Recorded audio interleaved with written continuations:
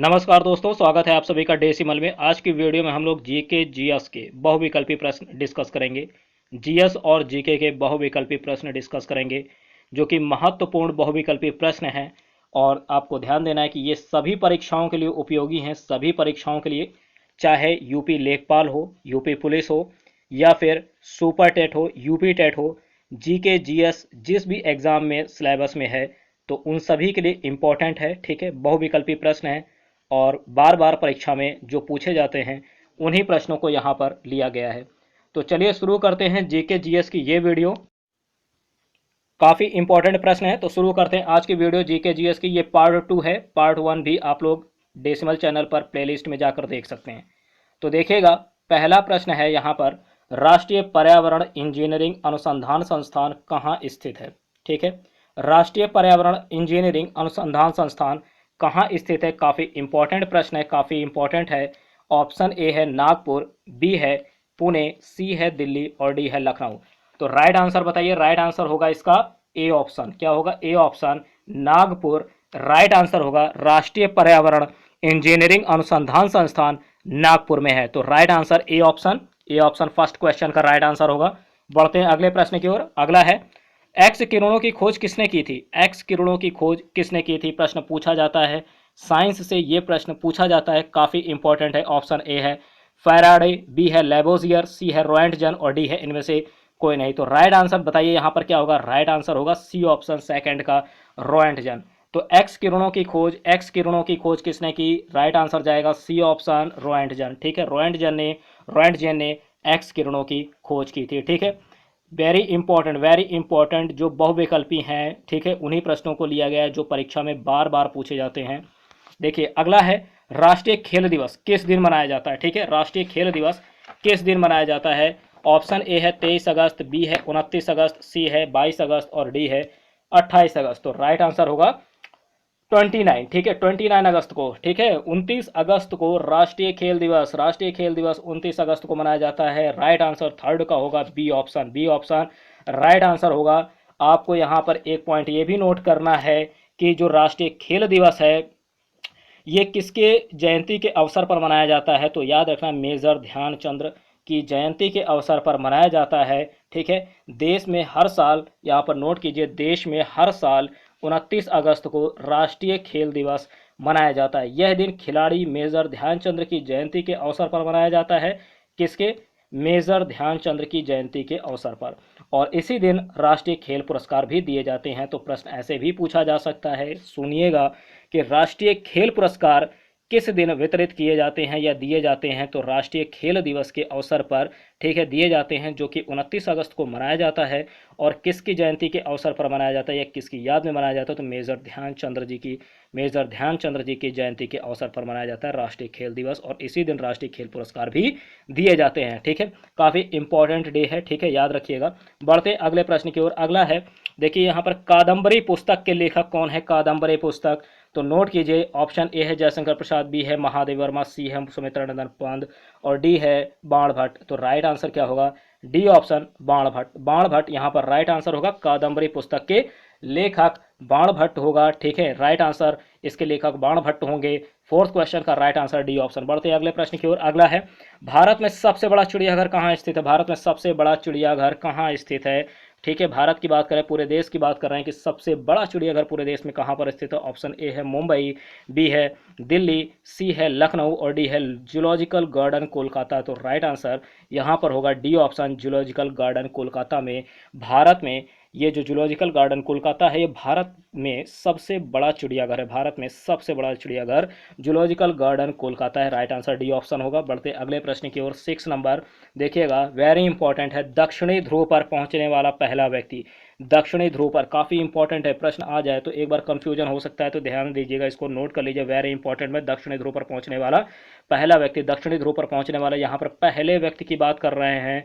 तो option A है एमंडसेन, सी है, बी है रॉबर्ट पियरी, सी है यूरी गॉगरिन और डी में से कोई नहीं। राइट आंसर होगा ए ऑप्शन, एमंडसेन। एमंडसेन ये सबसे पहले दक्षिणी ध्रुव पर पहुंचे थे। तो दक्षिणी ध्रुव पर पहुंचने वाला पहला व्यक्ति कौन होगा? Amundsen, Amundsen. Right answer A option, A option is the right answer. ठीक है, बढ़ते हैं अगले प्रश्न की ओर। यूनेस्को का मुख्यालय कहाँ है।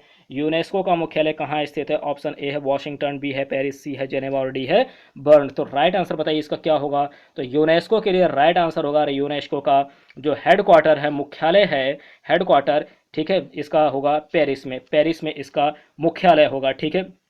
बढ़ते हैं अगले प्रश्न की ओर। तो यूनेस्को के लिए याद रखें, यूनेस्को बहुत पूछा जाता है, वेरी इंपॉर्टेंट, इसको स्टार लगा लीजिए, ठीक है, वेरी इंपॉर्टेंट वीआईएमपी क्वेश्चन है। यूनेस्को का मुख्यालय पेरिस में है, कहाँ पर है? पेरिस में। बढ़ते हैं अगले प्रश्न की ओर। अगला है, प्रथम मानव निर्मित उपग्रह किस देश ने छोड़ा? प्रथम मानव निर्मित उपग्रह, वेरी इंपॉर्टेंट, प्रथम, प्रथम की बात कर रहे हैं, मानव निर्मित उपग्रह, मानव निर्मित उपग्रह, यहाँ पर ध्यान देना है, किस देश ने छोड़ा है? ऑप्शन ए है जापान, बी है अमेरिका, सी है रूस और डी है चीन। तो राइट आंसर बताइए, राइट आंसर होगा सी ऑप्शन, सी ऑप्शन, यानी रूस ने प्रथम मानव निर्मित उपग्रह, प्रथम मानव निर्मित उपग्रह रूस ने छोड़ा, ठीक है। बढ़ते हैं अगले प्रश्न की ओर। अगला है, नोट कीजिए, अगला है नवा भारत का सर्वोच्च वीरता पुरस्कार। भारत का सर्वोच्च वीरता पुरस्कार क्या है? तो यहाँ पर ऑप्शन है आपके अशोक चक्र, बी है परमवीर चक्र, सी है महावीर चक्र और डी है वीर चक्र। तो राइट आंसर क्या होगा बताइए? राइट आंसर 9th का होगा, बी ऑप्शन, परमवीर चक्र। क्या होगा? परमवीर चक्र। परमवीर चक्र भारत का सर्वोच्च वीरता पुरस्कार है, ये काफ़ी इंपॉर्टेंट है, काफ़ी इंपॉर्टेंट है, भारत का सर्वोच्च वीरता पुरस्कार परमवीर चक्र। बढ़ते अगले प्रश्न की ओर। अगला है कथकली नृत्य, कथकली, ठीक है, कथकली पूछा जाए तो देखिएगा कथकली नृत्य कहाँ का है, कहाँ का है, ठीक है। ऑप्शन ए है तमिलनाडु, बी है आंध्र प्रदेश, सी है केरल और डी है कर्नाटक, डी है कर्नाटक। तो राइट आंसर क्या होगा?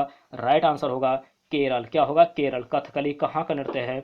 तो ये केरल का डांस है, ठीक है। बढ़ते अगले प्रश्न की ओर। राइट आंसर 10th का नोट कर लीजिए फिर से, राइट आंसर 10th का होगा C option, C option, right answer होगा कथकली के लिए केरल। बढ़ते अगले प्रश्न की ओर। अगला है, सर्वप्रथम दादा साहब फाल्के पुरस्कार किसने प्राप्त किया? सर्वप्रथम दादा साहब फाल्के पुरस्कार, देखिए जो प्रथम की बात कर रहे हैं, प्रथम की, सर्वप्रथम, सबसे पहले किसको मिला दादा साहब फाल्के पुरस्कार?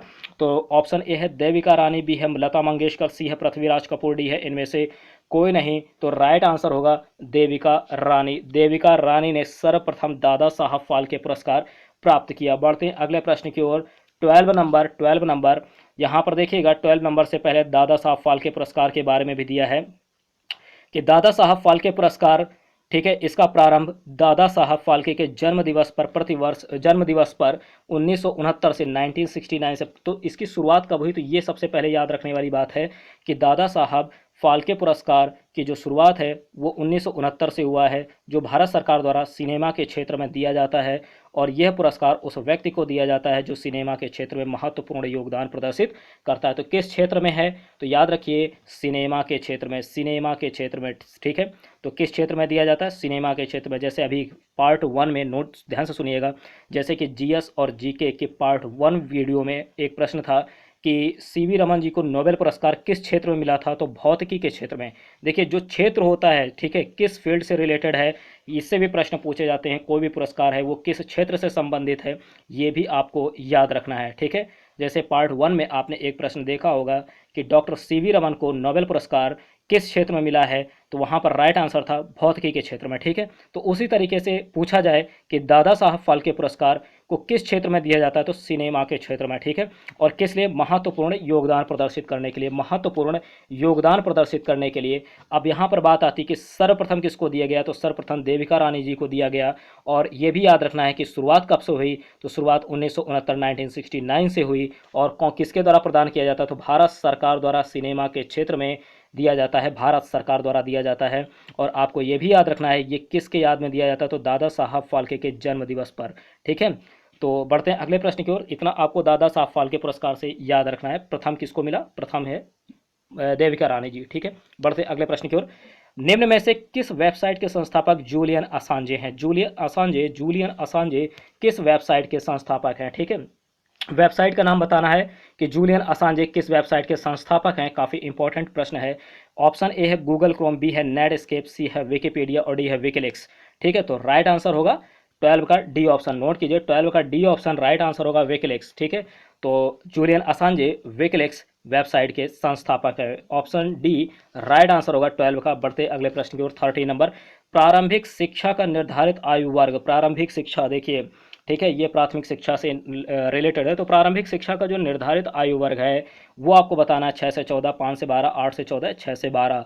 यहाँ पर 4 ऑप्शन हैं, तो राइट आंसर ए ऑप्शन होगा 6 से 14 वर्ष। प्रारंभिक शिक्षा का जो निर्धारित आयु वर्ग है, प्रारंभिक शिक्षा का जो निर्धारित आयु वर्ग है, ठीक है, प्राइमरी स्कूल के लिए ध्यान रखिएगा 6 से 14 वर्ष, 6 से 14 वर्ष, ठीक है, ऑप्शन ए राइट आंसर होगा। बढ़ते अगले प्रश्न की ओर। अगला है नाभिकीय भौतिक विज्ञान। नाभिकीय भौतिक विज्ञान नोट कीजिए, जो इंपॉर्टेंट है इसमें वो मैंने हाईलाइट कर दिया है, याद करने वाली चीज।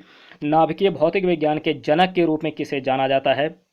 ऑप्शन ए है अर्नेस्ट रदरफोर्ड, बी है जे थॉमसन, सी है चैडविक और डी है क्यूरी, ठीक है। तो राइट आंसर होगा Ernest Rutherford. Ernest Rutherford, Ernest Rutherford को नाभिकीय भौतिक विज्ञान के जनक, नाभिकीय भौतिक विज्ञान के जनक के रूप में जाना जाता है अर्नेस्ट रदरफोर्ड को। ऑप्शन ए राइट आंसर होगा। बढ़ते अगले प्रश्न की ओर। 14 नंबर के बाद अब 15 नंबर है, विक्रम साराभाई अंतरिक्ष केंद्र कहाँ स्थित है? नोट कीजिए ऑप्शन।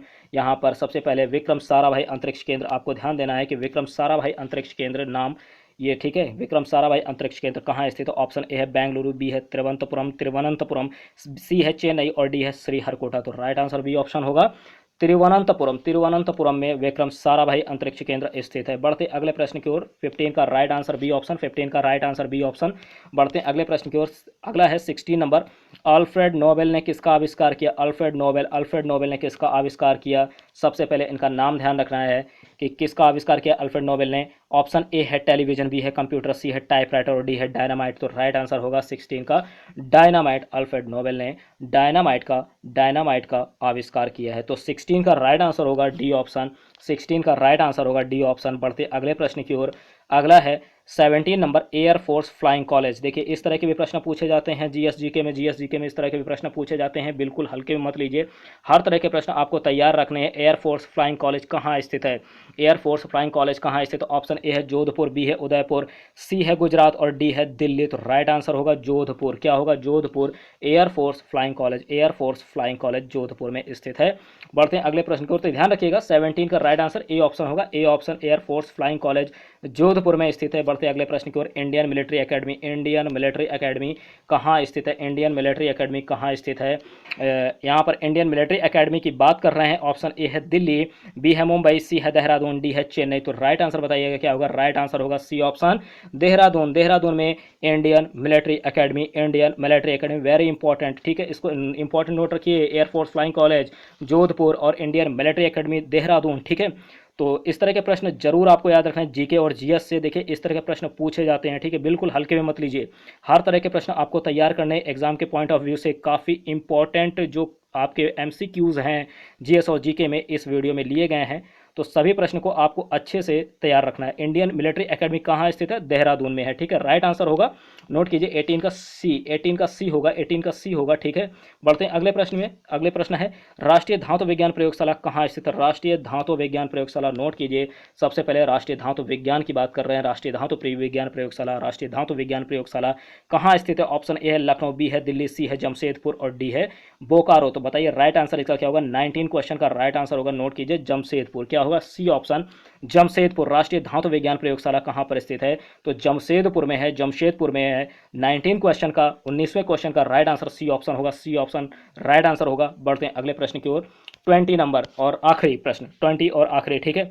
पुलित्जर पुरस्कार किस क्षेत्र से संबंधित है? देखिए अभी मैंने आपको बीच में एक प्रश्न आया था तो उसमें मैंने बताया था दादा साहब फाल्के पुरस्कार में कि जो किस क्षेत्र से संबंधित है, किस क्षेत्र में दिया जाता है, ठीक है, ये भी आपको याद रखना है। जैसे मैंने सीवी रमन का एक उदाहरण दिया, पार्ट 1 में ये वीडियो पूछी गई थी, ठीक है। आप लोग पार्ट 1 की वीडियो देख सकते हैं, ठीक है, चैनल पर आपको मिल जाएगी।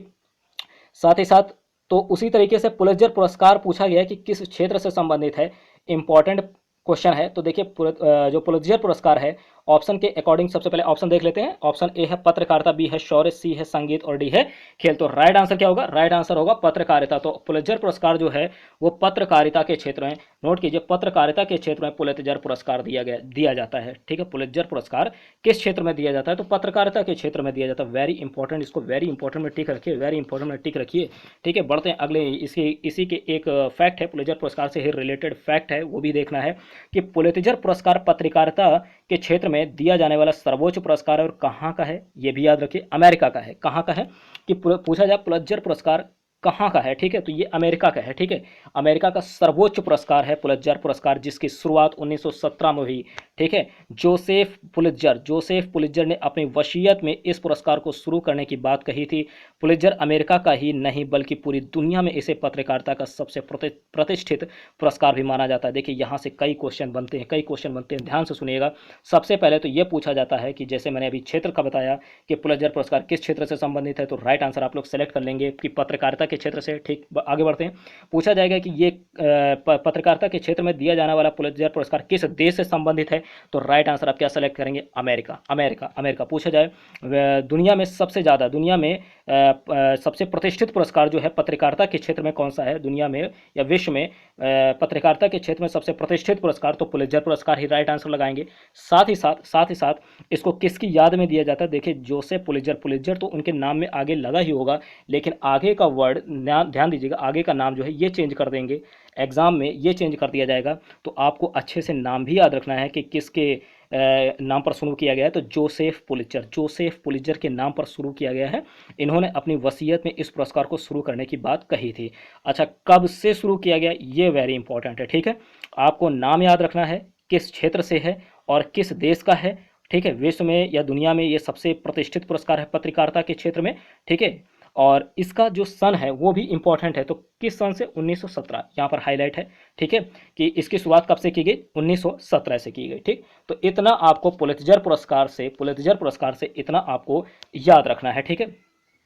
तो जो इंपॉर्टेंट थे, ठीक है, ये पार्ट टू में इंपॉर्टेंट जीके जीएस के जो बहुविकल्पी प्रश्न थे वो इस वीडियो में डिस्कस किए गए, ठीक है। आप लोग पार्ट 1 जरूर देखिएगा, पार्ट 1 वीडियो जरूर देखिएगा। जीके जीएस की जो पार्ट 1 वीडियो है, आप लोग डेसिमल चैनल पर जा करके जीके जीएस की बहुविकल्पी वीडियो जो पार्ट 1 है उसे देख सकते हैं, ठीक है। और ये पार्ट 2 है, ठीक। अगर वीडियो आपको पसंद आती है तो लाइक कीजिए, शेयर कीजिए और साथ ही साथ चैनल को सब्सक्राइब कर लीजिए इसी तरह के वीडियोज़ के लिए, ठीक है। और फिर मिलते हैं अगले वीडियो में, तब तक के लिए जय हिंद जय भारत।